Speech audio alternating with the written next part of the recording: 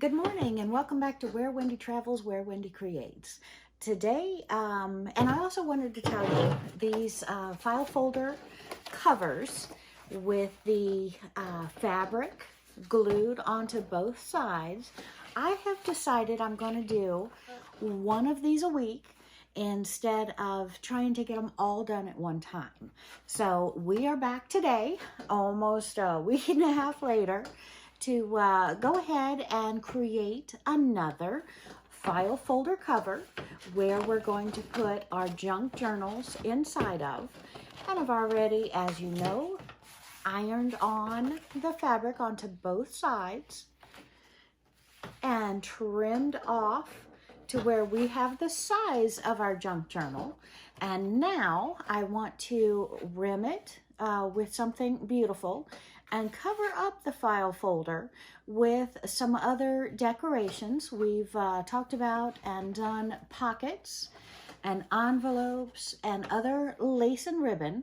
So today we wanted to come back and just while it's in front of me, audition different things and together decide what we want to put inside of it. And then we can get on to binding the books. And hopefully I can do several of those at one time instead of once a week, which it seems like I'm currently doing. So let's get busy. Okay, so I have the sewing machine and I'm thinking about this burlap with the white lace look on the one side to help augment, and again that makes the tucks. So that is one idea, but I thought it kind of looks a little too soft on this, so maybe on one part but not all four, because again I need to cover top and bottom of the inside and the outside. And for going around it, I like this. So I'm probably going to go around it with, oopsie, this is all coming apart on me. So we'll have to, aha, so this piece was off. So we'll look into that. But we'll probably put this all the way around it because I really, really like that color, but I didn't think I wanted to have it down far enough. I think I want it up higher, and that leaves like that ½ inch of manila file folder in between the look. So I really wanted to cover that up. Now I thought I could leave it there and journal, but if I'm going to journal or paint, I should do that before I put this on. So I have that dilemma. And I also thought this, but then quickly turned away from it because, I'm sorry, all old wheels and frilly doesn't work together for me. So, still at the dilemma. The blue jean look, which we did on one of the others, I got that back out here. And I'm kind of leaning towards that at the moment. For maybe a pocket to cover up the bottom, and then that might tie in more with this being at the top if I do the blue jean at the bottom. But again, it depends upon what kind of fabrics you have. Looks like I'm almost out of blue jean. Depends upon what fabrics you have, and since I already did one pocket, I can just go ahead and cut and use that same piece as the top and the bottom of the pocket. And I think I'm kind of leaning towards that. So maybe let's go ahead and give that a go. Let's give that a go. So let me cut out that piece. I wasn't going to do it, but pulling different things together, I just could not figure out which I liked best. And I keep coming back to the jean over and over again. So I think this is the piece that I will be using. So we'll go ahead and put pocket on the inside and the outside of the bottom, and then we'll reevaluate the top. But I think with this being at the bottom, it ties more into the burlap and lace look, which is still not going to tone it down too much. But again, this is a junk journal, so we want it really huggable, lovable, to where we're going to be happy with it. I got out the envelopes as well because we did make pockets on the top to cover up some of the manila folder on the inside of the other one. And I thought maybe we would do that again and just have a piece on either side to contend with. So again, lots of different possibilities. Let's go ahead and get going and see what we do. So with this blue jean, I'm going to go ahead and fold it over and make the hem at the top and the bottom of the pockets so you don't have the raw edge. I love the raw edge. I love it when it comes apart and ravels and gives that pretty look.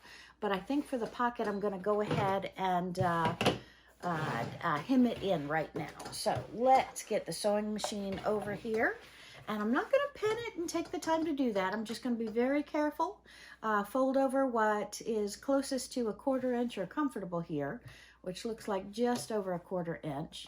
And we're going to, I think I'm threaded, and we'll just give it a little straight stitch across the top and make that single hem line. Doesn't have to be fancy, doesn't have to hold up to jeans, just has to hold up to forever and ever putting things in that pocket without coming undone. And again, I like to scrunch and hold and hug and throw my junk journals, so it's got to put up with the beating that I would normally give it on a regular basis. Because I fall asleep, it falls onto the floor. It's got to hold up and not fall apart on me. And that's why I do like the pockets to tuck things in instead of just having them in there loose. Because my junk journals, I pick it up upside down. I do not want something falling out. I go to sleep with it. It falls off the edge of the bed. I do not want it coming into several pieces. I want everything tucked in, happy-go-lucky, in its own little spot, not having to worry about anything with any brutal. And I did do this in a very wide stitch. I might shorten that stitch on the bottom, but that looks perfect. I don't know if you can see that stitch line there, but that looks perfect. And we're going to go ahead and do that on the other side as well. And again, I might just tone down that stitch length just a tiny bit on that straight stitch. And we're going to make another. And again, this does, when you hem it, it does take down the pocket size. So I could have cut this a good 1.5 inches, 2 inches larger to make the deeper pockets. But again, I just want to be able to tuck things in so they won't get fall out. But again, you may want your pockets deeper. You may want them thinner, whatever you like. And because I am making so many different journals, I do try to make each one a little bit different. And that way, whoever wants to purchase them can look through a dozen, 2 dozen of my junk journals and be able to pick the one that suits them best. But you and I both know we don't go through a dozen, 2 dozen of whatever is available on the shelf. We go to the color we want.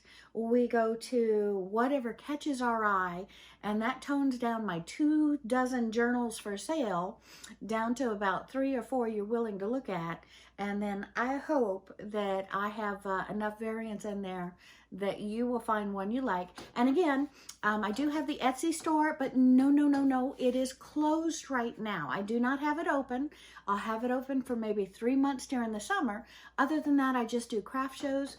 But these YouTube videos, I hope that you are finding lots of joy in them.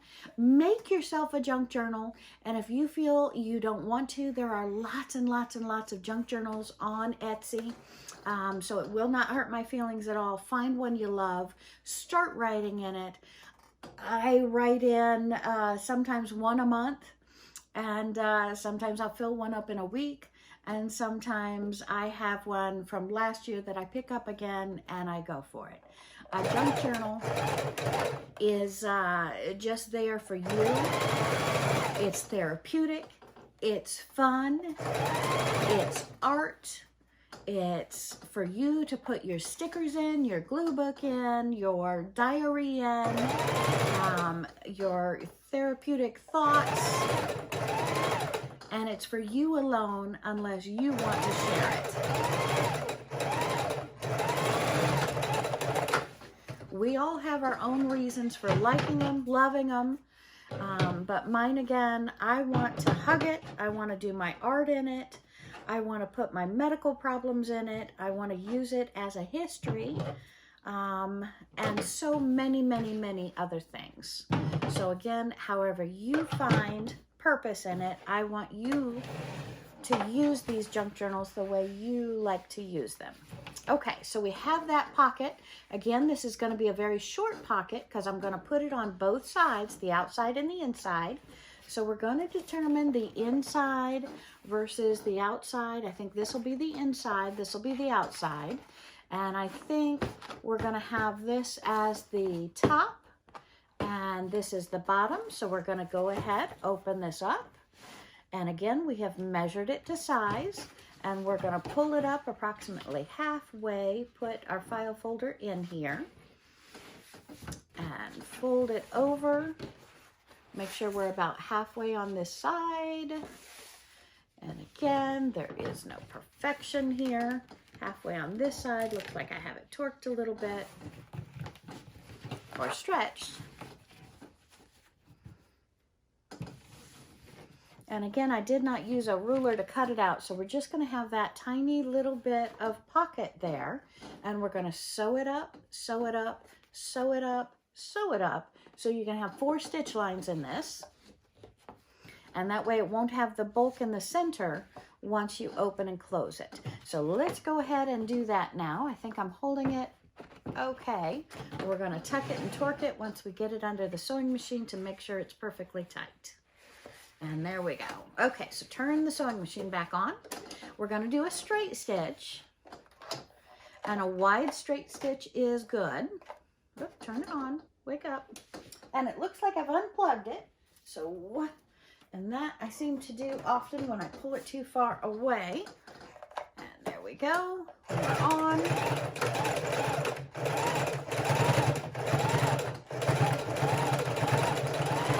Especially at the sides, you get a lot of pulling, tugging, opening, lifting it with one corner and other things. So I often use a double stitch on the side to make sure that it is very secure on that side. Okay, and we're going to pull that out far enough we don't lose our thread. Trim our threads. I always go back and trim thread because you see I have threads everywhere. We're going to use a lot of the threads in our paper making. We're going to make paper. I've been promising that for about a month, so I should get at it very soon. And you know, I have a lot of scraps now that I am ready to do just that. Okay, and just before the turn, we're going to put it back into the sewing machine.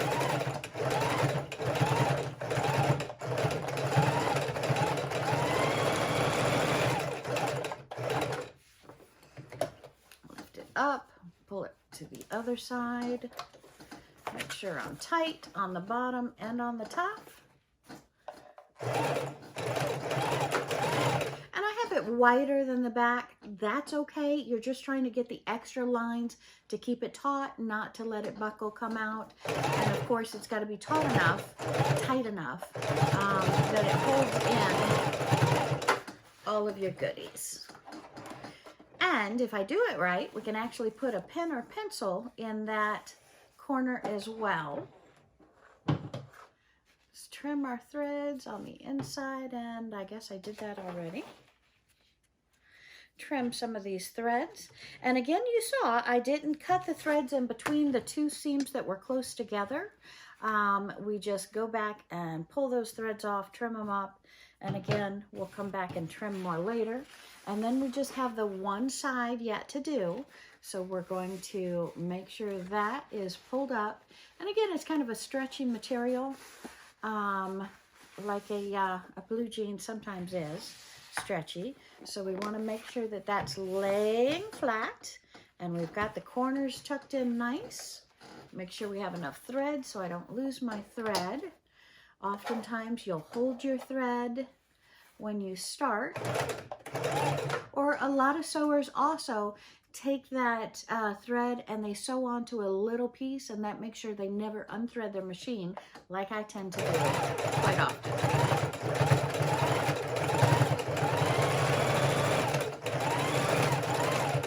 again, on the side, making sure that you have that edge thoroughly sewn so you are not losing anything that you tuck in that pocket. And there we go. And because it is loose fabric, I do see that I have a little more bulk over here than I want. So I'm going to tuck that and give it a little tightness perhaps as we go along. But right now I think we're okay. What do you think? Pretty good so far, huh? Okay, so let's see what we're going to do with the top. And it looks like I do have to tighten that up somehow, but let's work on the top and decide what we're going to put up here before we go around with it with this. So I am thinking maybe this on. I think I'm going to go ahead and do that on the inside and on the outside. Could do the envelopes, but I think I like this. It actually is not too effeminate now. It adds a little bit of grace. So I think that is what we're going to do. So I will be using 2 of these, one on the inside, one on the outside, and we'll get that connected. And that is a lot to do at one time. So I might go ahead and connect this down, and then we'll do the ribbon on the outside. So let me do that so it's not too much to hold into place and we don't have to run off camera and get needles. So I'm going to go ahead and put this lined up on both sides of the manila folder. I'm going to do a straight stitch. I'm doing it to the widest straight stitch I have. We're going up to the top corner, needle down, pivot. I'm going to go ahead and run across it. And again, that's just so I don't have to hold these 3 items plus that. That would be holding 4 things into place when I sew it. That gets to be a little bit more tedious.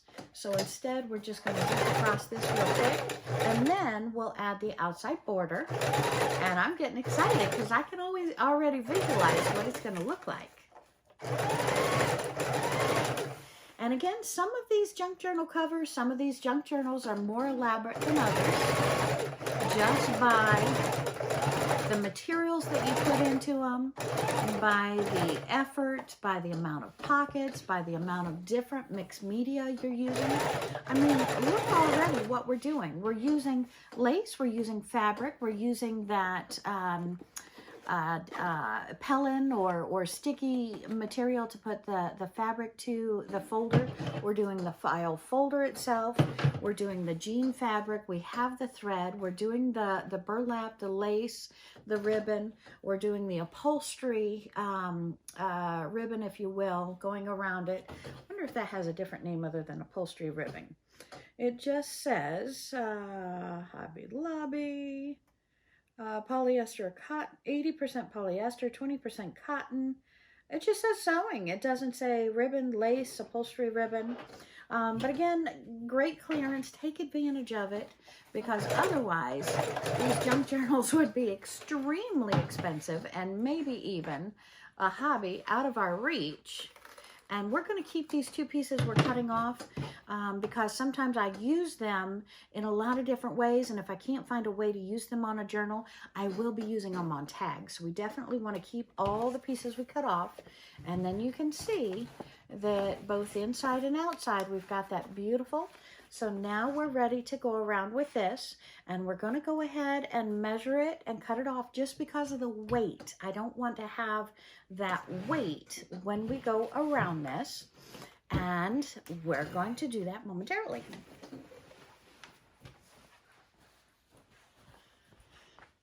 So I'm back, and we're going to go ahead and measure this very, very roughly because of the weight. And I really don't, and that's okay. It's just the bottom piece coming off. So that doesn't matter. It's very heavy. Obviously, this has been undone and redone a few times. So that is still perfectly good. And measure the side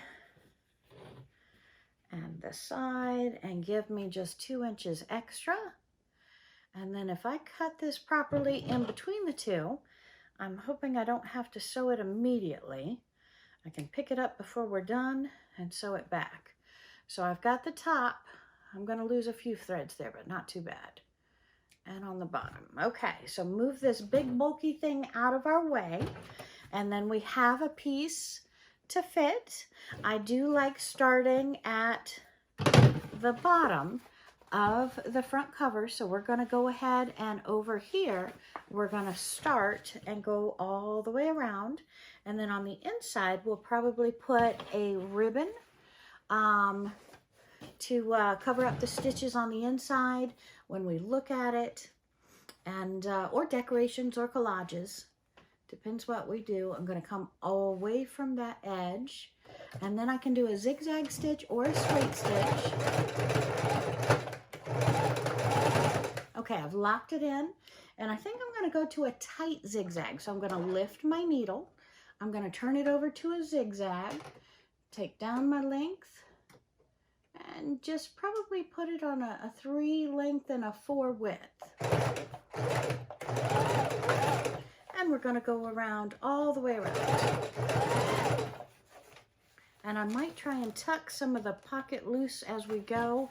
We'll see if that's possible. I think this side was perfect. The other side I needed to tuck.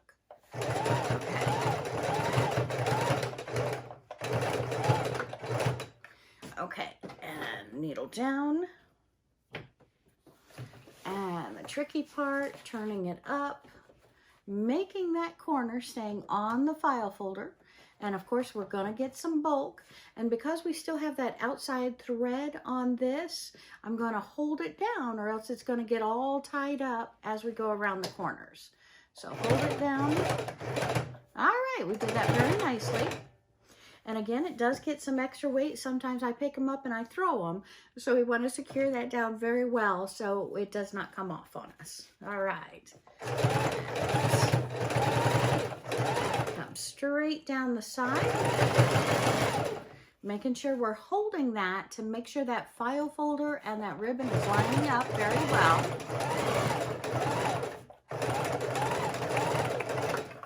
Locking in those corners. Come up a little bit higher on the outside and flip it around here. Make that corner. Uh-oh, that's my thread. Okay, hold that, put the foot down, hold this down out of the way, and come over it. Perfect.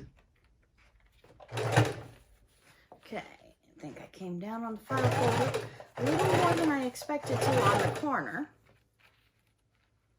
We want it just at that edge. And I am on a folding table. If you're doing this on your regular sewing table, your dinner table, you're not going to get the bounce that I am, so I apologize in the video that I am doing that. But I am kind of one speed.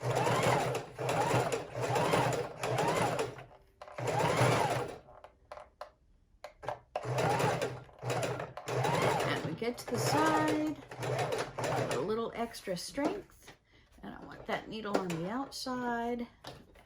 Put the foot, turn it, bring it down here. And this is the point at the very bottom here. I want to try and hold it and tuck that pocket as I go. Let's see if I can do that.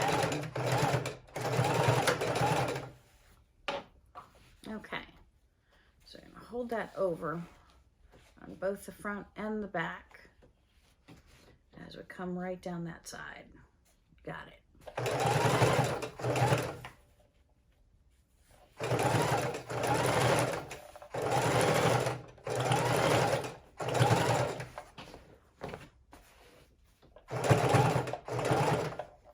A little awkward there because I'm trying to hold that bulk.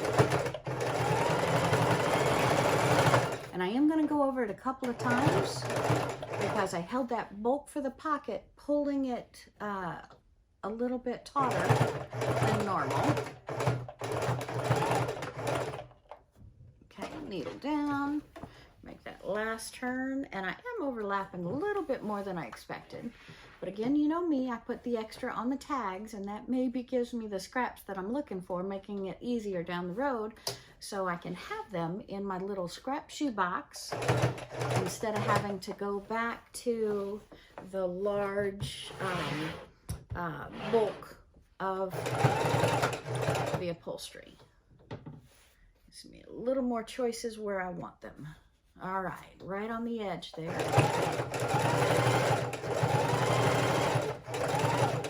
I'm so excited, so excited, so excited. Okay, so let's trim that off, overlapping just a little bit.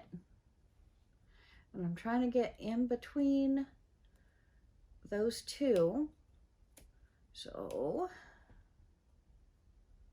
I don't lose many threads in the process. Right at the bottom, trim that off. Now we got to sew both edges of that. Okay, and we're going to lock this one in because we're going to run straight over it and back and forth a few times.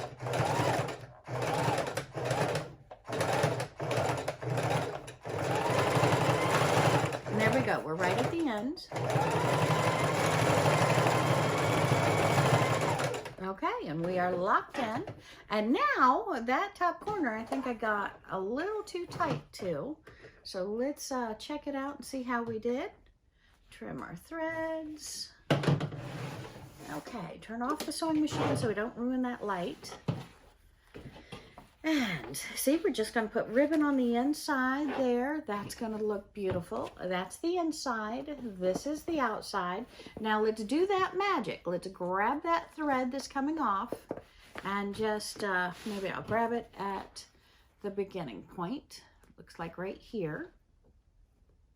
If I can get that thread, and then we just pull it all the way around and it frees that ends of our upholstery.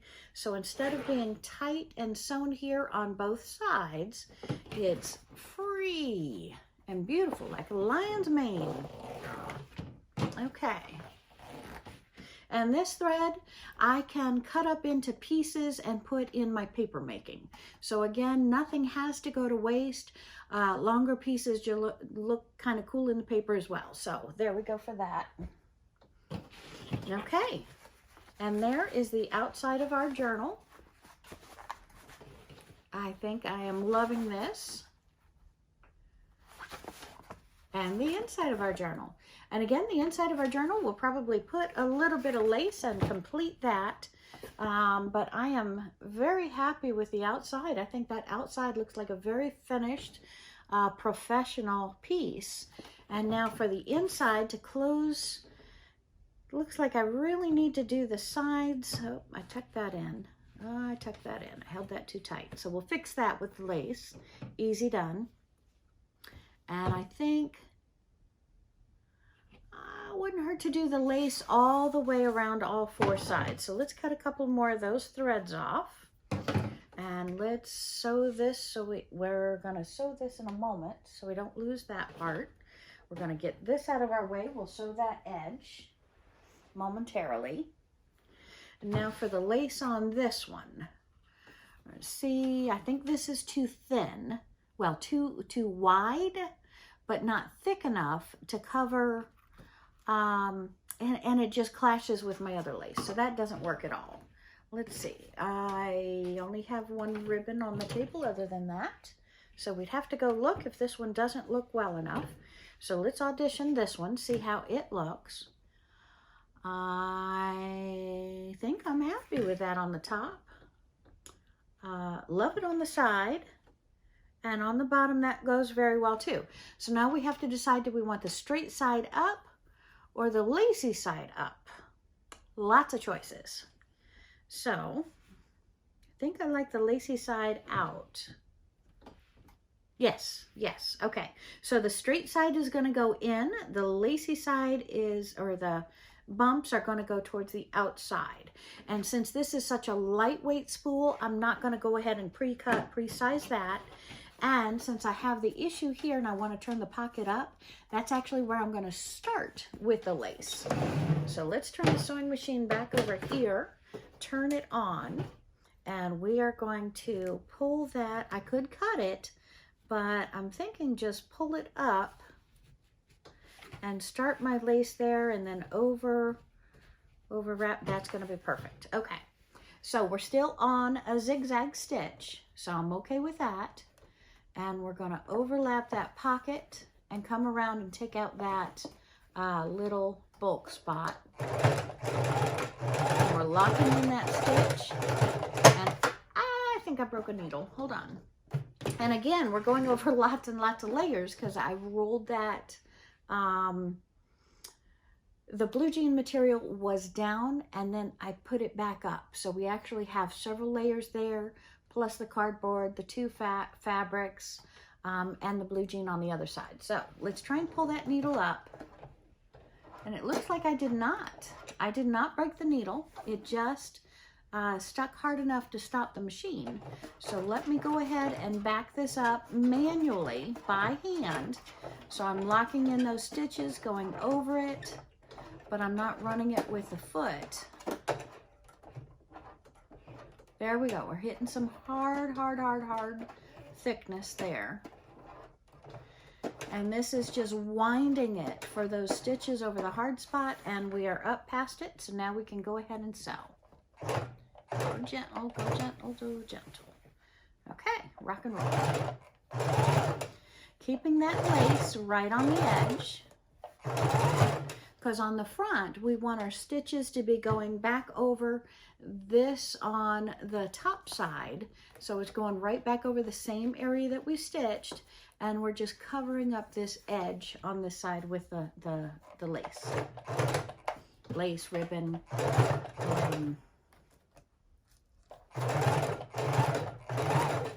I'm going to take it all the way to the outside, to the top.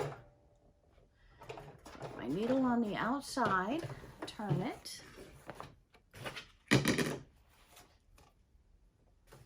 and come down again. Now again, this is a bulky spot on the corners because we've got that ribbon laid over a few more times. So it is very possible to break a needle when you're going over so many different layers, and that's another reason we should be going slower than full speed on this sewing machine. But again, this is an industrial, heavy-duty sewing machine. It's the most lightweight that I could get of the heavy-duty line because, again, I like to do a lot of paper, a lot of heavier things, fabric bowls, rope bowls, that takes a lot of torquing, and we don't want to mess up the head of the machine. This part down here, I was using a much more expensive machine and doing with the rope bowls, and I broke the head. I didn't break it. I bent the head of the machine. So if this part bends, to get that fixed on the more expensive machine is just about the cost of a brand new expensive machine. So that's why you'll find that I'm doing a lot of this on my heavy duty machines. When I do my quilting, you'll see me on a different machine. So that's why I am on a card table, because I didn't want to move off all my quilting sewing machines from my sewing setup. So that's why I'm in the living room.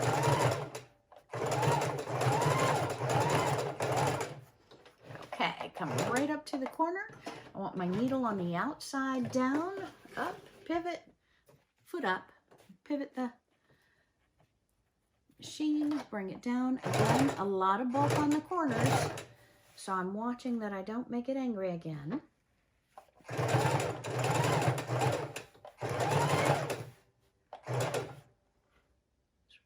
Right over that stitch line is where we want to keep it. And I see my thread is bounced loose again. Put that back where it belongs.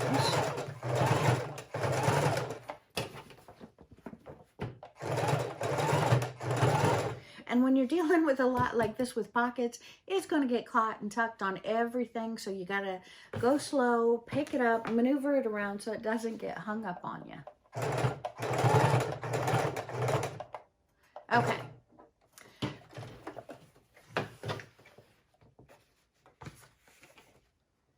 So again, it does not take an expensive machine to do this, by the way. This heavy duty machine is actually a lot cheaper than my quilting sewing machine. So it's relatively inexpensive. You can also pick these up used.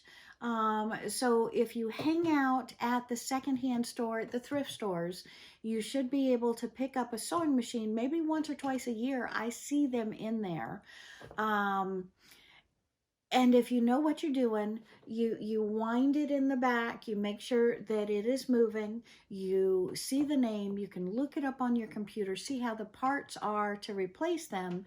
And if you're industrious, you know how to open it up, oil it. The older, simpler machines, not the newer ones. The newer ones are very complex. Only let a professional do it.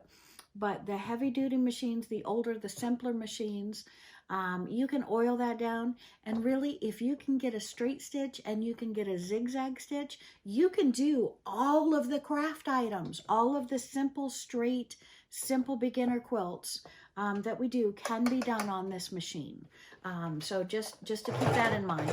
And then with paychecks or whatever, you can build up to decide whether you're going to get more craft supplies or if you're going to save up to get a sewing machine. So although I put these in mixed media, I guess technically I should put this in both the sewing category as well as the mixed media category. Because if you're a crafter, sewing comes in handy if you like using fabric and paper.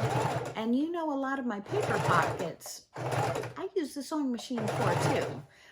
Now, when I'm in a hotel or I'm out traveling, you'll see me sitting on top of a picnic table. Yes, I'm using glue, I'm using tape, I'm using a stapler. But I find this heavy-duty machine, and we got to go around the corner, so I'm going to lift the foot and put it back down. We're on the thicker part of the blue jean, so I want to pull that out, make sure it's covering the corner.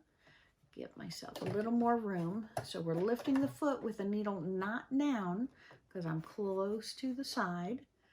And we're going to put down the foot, holding that down. And if I feel any tension, I'm going to stop with the foot pedal and I'm going to go ahead and crank it by hand because I don't care to break a needle.